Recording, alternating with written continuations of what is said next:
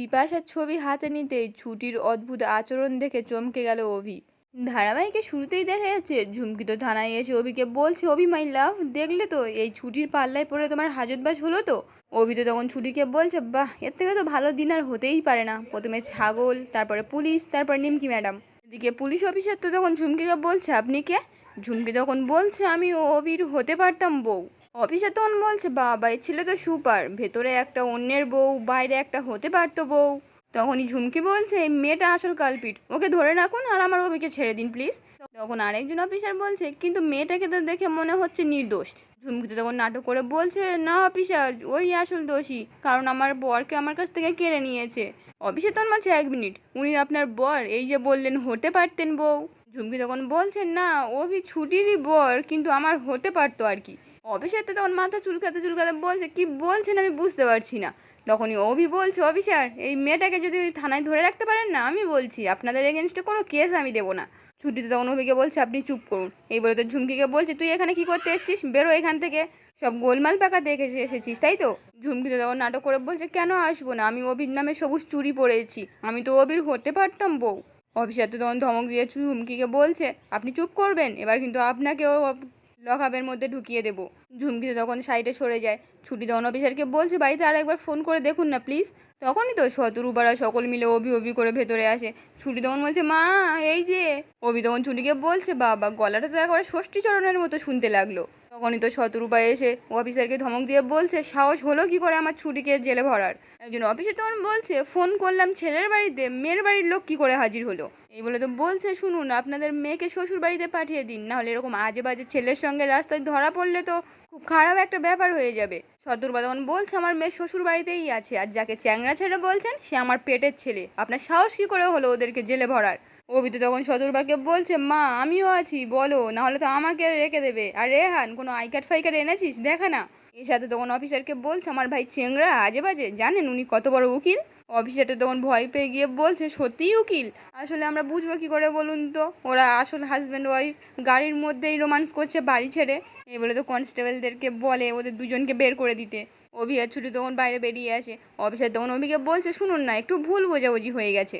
অভি তো তখন প্রচণ্ড রেগে গিয়ে বলছে, আপনাদের সঙ্গে কোর্টে দেখা হবে আমার। অফিসারটা তখন ছুটিকে বলছে, আপনি একটু বোঝেন না আপনার হাজব্যান্ডকে। ছুটি তখন বলছে, একটু তো আগেই বলছিলেন উনি আমার বর নয়। অফিসার তখন বলছে, সব তো এখন ক্লিয়ার হয়ে গেল, বলুন। ছুটি তখন বলছে, আপনারা কিন্তু ঠিক করেননি, আমাদেরকে অকারণে ধরে আনলেন, কোনো প্রমাণ আছে আপনার কাছে? অফিসার তখন বলছে, হ্যাঁ প্রমাণ আছে, এই তো গাড়িটা দুলছিল। এই বলে তো ফোনে ভিডিও দেখায়। শিখা তো তখন দেখে হেসে ফেলে। রাজ তখন ধমক দিয়ে বলছে, মান সম্মান আর রাখলো না, চলো বাড়ি। এই বলে তো সকলকে নিয়ে চলে আসে। শিখা তখন ছুটিকে স্টোর রুমে নিয়ে আসে। ছুটি তখন বলছে, ভাগ্যিস মা বললো স্টোর রুমে জিনিসগুলো রেখে আসতে, না হলে তো লজ্জায় আমার মাথা কাটা যেত। আমি তো ভাবছি ঠাম্মি একবার জানতে পারলে কি হবে, ভাবতে পারছো? শিখা তখন বলছে, তুমি কি ভেবেছো তোমার আদরের ননদ এখনো বলেনি? দেখবে জল টল মিশিয়ে ঢেলে দিয়েছে, যাই আমি রান্না চাপাই, বলেই তো ওখান থেকে চলে যায়। ছুটি তো তখন স্টোর রুমের মধ্যে বিপাশার ছবিটা দেখতে হাতে নিয়ে বলছে, কে তুমি? অন্যদিকে দেখা যায় ঝুমকি তো অনেকগুলো শপিং করে নিয়ে বাড়িতে ফেরে। তারপর ঝুমকির ব্যাগ লেগে হঠাৎ বিপাশার ছবিটা পড়ে ভেঙে যায়। আওয়াজটা তো শুনতে পেয়ে হিরণময় এসে বলছে, দেখে শুনে তো চলতে হয়, এটা তো তোমার মায়ের ছবি। ঝুমকি তখন মনে মনে বলছে, বেঁচে নেই আবার দরদ উদলে উঠছে। হিরণময় তো তখন ছবিটা তুলতে গিয়ে হাতটা কেটে যায়। তখনই মানালি এসে ওষুধ লাগাতে লাগাতে বলছে, এ কি, তুমি বাবার হাত কেটে গেছে দেখেও দাঁড়িয়ে আছো? ঝুমকিতে তখন নাটক করে বলছে, আসলে রক্ত দেখলে আমার খুব মাথাটা ঘোরে, খুব বনবন করে ঘুরছে, আমি দূরেই ঠিক আছি। মানালি তখন বলছে, তুমি মেয়ে বটে একটা। ঝুমকিতে তখন নাটক করে হিরণময়কে বলছে, বাবা ছবিটা আমার কাছে দাও, আমি আবার বাঁধিয়ে আনবো। হিরণময় তখন বলছে, না না, আমি জানি তো ইচ্ছা করে করিসনি, দিনের শেষে তো মা মাই হয়। এই বলে তো ছবিটা বুকে জড়িয়ে ধরে। অন্যদিকে দেখা যায় ছুটি তো বিপাশার ছবির সামনে বসে বলছে, সবাই বলে তুমি নাকি পরীর মা, সবাই তোমাকে খুব ভালোবাসে, তুমি যদি বা জানো পরী কোথায় আছে, পাঠিয়ে দাও না উকিল স্যারের কাছে। উকিল স্যার তো সারাক্ষণ পরীকে খোঁজে, আর সেই দিনেই তুমি ফিরে এসো।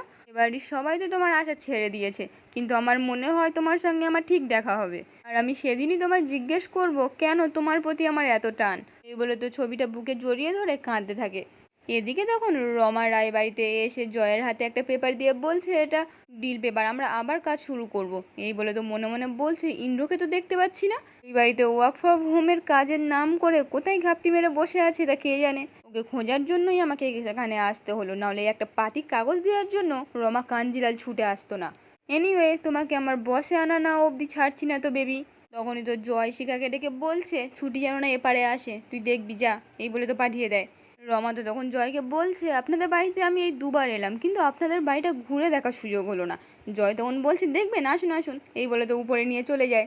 শিখা তখন দাঁড়িয়ে বলছে নতুন বৌদির সঙ্গে দেখা হয়ে গেল, আজ হয়েই গেল। এই বলে তো চলে যায়। এদিকে তখন জয় তোর রমাকে উপরে নিয়ে এসে কোনটা কার রুম দেখাচ্ছিল। তখনই ইন্দ্র আর ছুটির গলা শুনতে পেয়ে রমা জয়কে বলছে এক্সকিউজ মি, ওই দিকের রুমটায় কি আছে? জয় তখন বলছে ওদিকে মানে বাড়িতে অভির একটা কাজের সেট আপ। রমা তখন নাটক করে বলছে অ্যাডভোকেটের চেম্বার, ইন্টারেস্টিং আছে, দেখা যায়। এই বলে তো চলে যায়। জয় তখন মনে মনে বলছে এই রে অভি আবার রেগে না যায়। এই বলে তো রমার পেছন পেছন ডাকতে ডাকতে চলে যায়। এদিকে তখন অভি তো ইন্দ্রকে বলছে তোর বোন ছুটি একটা বিশ্ব ফাঁকিবাজ, বুঝেছিস? এত বড় একটা ঝামেলা হলো, সকাল সকাল তা নয় অফিসে আসবে কোথায়, বাড়িতে রান্না বান্না করছে। একটু আগে দেখলাম এক গাদা জিনিসপত্র নিয়ে স্টোর রুমে ঢুকলো, ও কুলি নাকি? আমি কি মাইনেটা এমনি এমনি দিই ওকে? ইন্দ্র তখন বলছে একদম চুপ কর, আমার বোনের ব্যাপারে একদম আজে বাজে কথা বলবি না। এই বলে তো সামনের দিকে তাকিয়ে রমাকে দেখতে পেয়ে মাথা নিচু করে নেয়। অভি তো তখন ফোনে কথা বলতে বলতে ওখান থেকে চলে যায়। রমা তো তখন জয়কে বলছে দাদা বলছিল জিএসটির হার্ড কপিটা লাগবে। জয় যখন বলছে আমি এক্ষুনি নিয়ে আসছি। এই বলে তো ওখান থেকে চলে যায়। ইন্দ্র তো তখন রমার কাছে এসে বলছে কি করছো কি এখানে? তখনই অভির আওয়াজ শুনতে পেয়ে ইন্দ্র তো রমাকে নিয়ে বাইরে বেরিয়ে যায়। অভি তো তখন রুমে এসে বলছে কোথায় গেল ইন্দ্র? এই বলে তো অবাক হয়ে যায়। এদিকে তখন বাইরে ইন্দ্র রমাকে বলছে এখানে কেন এসছেন, আমাকে ব্ল্যাকমেল করবে বলে? আমার কিচ্ছু যায় আসে না তাতে। রমা তো নাটক করে বলছে প্লিজ বেবি। এই বলে তো ইন্দ্রকে জড়িয়ে ধরে। তখনই তো ছুটি ওখান থেকে আসছে দেখতে পেয়ে রমা তাড়াহুড়ো করে লুকিয়ে পড়ে আর মনে মনে বলছে ছুটির সামনে এক্ষুনি ধরা পড়লে চলবে না। ছুটি যদি এক্ষুনি আমাকে এখানে দেখে ফেলে তাহলে ঝামেলা শুরু করে দেবে, আর সেটা খুব বাজে ব্যাপার হয়ে যাবে। তখনই তো ছুটি এসে ইন্দ্রকে বলছে ইন্দ্রদা হাঁপাচ্ছ কেন? ইন্দ্র তখন বলছে আরে বাবা কিছু হয়নি, অভি কি একটা কাগজ খুঁজে পায়নি, তোমাকে খুঁজছে, তাড়াতাড়ি যাও। ছুটি তখন কিছু না বলে চলে যায় ওখান থেকে। তখনই তো রমা বার হয়ে ইন্দ্রকে বোঝানোর চেষ্টা করে। ইন্দ্র তখন বলছে এসব করবেন না, একদম আমার আশেপাশে ঘুরঘুর করবেন না, ডোন্ট ডিস্টার্ব মি। এই বলে তো ওখান থেকে চলে যায়। রমা তখন একা একা বলছে এভাবে হবে না, ইন্দ্রকে ধরার জন্য একটা সলিড প্ল্যান বের করতে হবে, রমা এবার ধরে খেলবে, ননসেন্স। এই বলে তো ওখান থেকে চলে যায়। এদিকে দেখুন ছুটি তো ঘরের মধ্যে মন খারাপ করে বসেছিল। তখনই অভি এসে ছুটিকে বলছে কি হয়েছে বলুন তো আপনার সকাল থেকে? কাজে তো কোনো মন দেখছি না। ছুটি তখন বলছে আসলে কি বলুন তো, মাঝে মাঝে না মনের মধ্যে মেঘ জমে থাকে, তখন জিজ্ঞেস করলে কোনো উত্তর থাকে না। জানেন তো আজকে স্টোর রুমে পরীর যিনি মা তার ছবি দেখলাম, অদ্ভুত একটা অনুভূতি হলো তাকে দেখে। অভি তখন মনে মনে বলছে বাড়ির সকলের সঙ্গে থাকতে থাকতে হয়তো একটা টান হয়ে যাচ্ছে, কিন্তু বিপাশা আন্টিকে তো কোনোদিন দেখেনি, তাহলে ওনার সঙ্গে কিসের টান? এই বলে তো ছুটির দিকে হা করে তাকিয়ে থাকে। আজকের পর্বটি এখানেই শেষ হয়ে যায়। কেমন লাগলো কমেন্টে জানাতে ভুলবেন না।